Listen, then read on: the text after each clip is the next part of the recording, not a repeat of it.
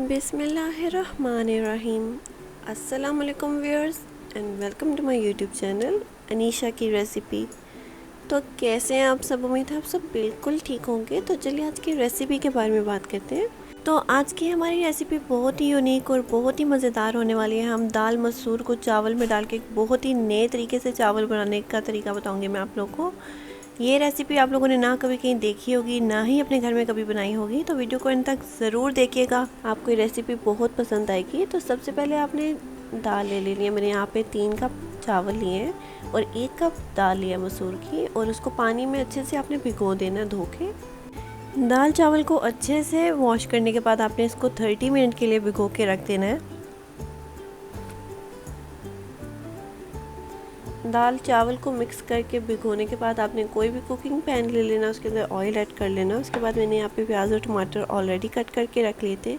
तो सबसे पहले कुकिंग पैन में आपने प्याज ऐड करना है और उसको अच्छे से पका लेना है 5 से 10 मिनट के लिए, जब तक वो थोड़ा नरम नहीं हो जाता प्याज, और प्याज का जो पानी है वो ड्राई नहीं हो जाता, तब तक आपने इसको कुक करना है।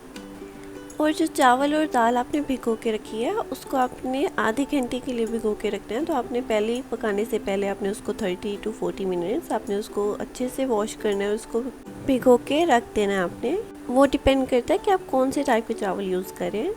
तो चलिए अब यहाँ पे ये सारे खड़े मसाले आपने ऐड करने हैं।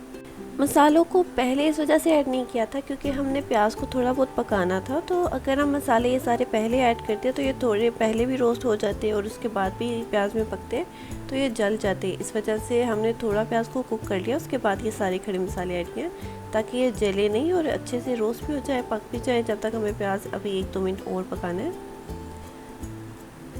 तो अब आप देख सकते हैं कि प्याज का कलर चेंज होना स्टार्ट हो चुका है। हमने लाइट गोल्डन कलर इसको देना है। तो आपने तब तक इसको अच्छे से पका लेना है, और पानी भी जो प्याज का है वो भी ड्राई हो चुका है। मीडियम फ्लेम पे आप इसको अच्छे से हिलाते रहिए, मिक्स करते रहिए। अब इसके अंदर जिंजर गार्लिक का पेस्ट ऐड कर रही हूँ मैं 2 टीस्पून।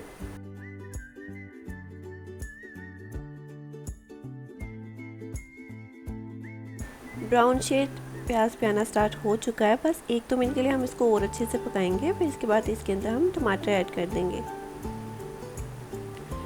ये रेसिपी बहुत ही अलग है, बहुत ही डिफरेंट है। अपने घर में ये रेसिपी तो मुझे यकीन है कि आप लोगों ने कभी नहीं खाई होगी। तो आप इस रेसिपी को ज़रूर ट्राई कीजिएगा, मुझे फीडबैक ज़रूर दीजिएगा कि आपको ये रेसिपी कैसी लगी।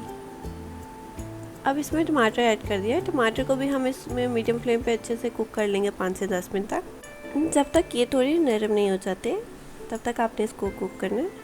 अब इसके अंदर थोड़ा पानी साथ ऐड करते रहिए ताकि जले नहीं हमारा ये मसाला।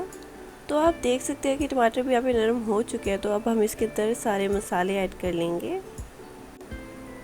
Coriander powder 1 teaspoon, cumin powder 1 teaspoon, और नमक अपने जायके के मुताबिक ऐड कीजिए। Red chilli powder 2 teaspoon and turmeric powder 1/2 teaspoon. ये सारे मसाले आपने ऐड कर लेने हैं। अब क्योंकि फ्लेम मीडियम पे है तो आपने इसको अच्छे से मिक्स करते रहना है ताकि जले नहीं मसाले।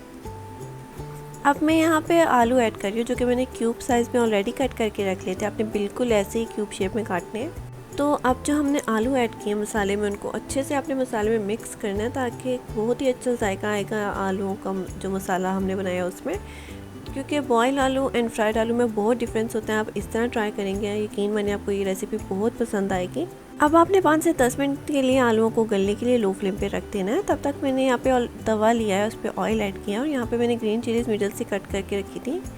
आपने भी बिल्कुल ऐसे ही ग्रीन चिलीज़ को मिडल से कट करना है और उनको फ्राई कर लेना है।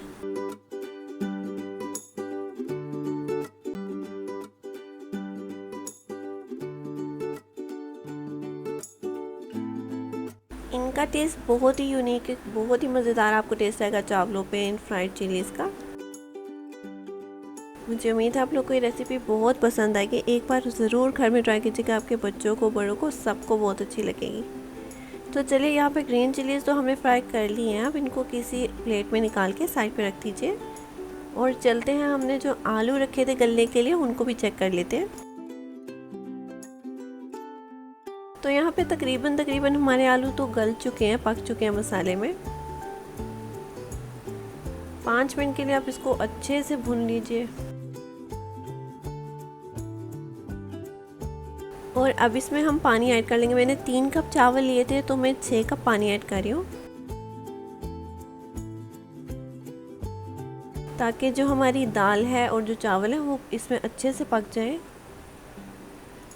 और अब इसको आपने मीडियम फ्लेम पे कवर करके रख लेना है ताकि पानी आपका जो है वो अच्छे से पक जाए। उसके बाद इसके अंदर हम चावल ऐड करेंगे। तो चलिए 5 से 10 मिनट के बाद चेक कर लेते हैं। तो यहाँ पे पानी पे बॉयल आना स्टार्ट हो चुका है। हमने जो मसाले में पानी ऐड किया था वो अच्छे से उबल चुका है, पक चुका है मसाले में। अब आप इसको अच्छे से मिक्स कर लें एक बार।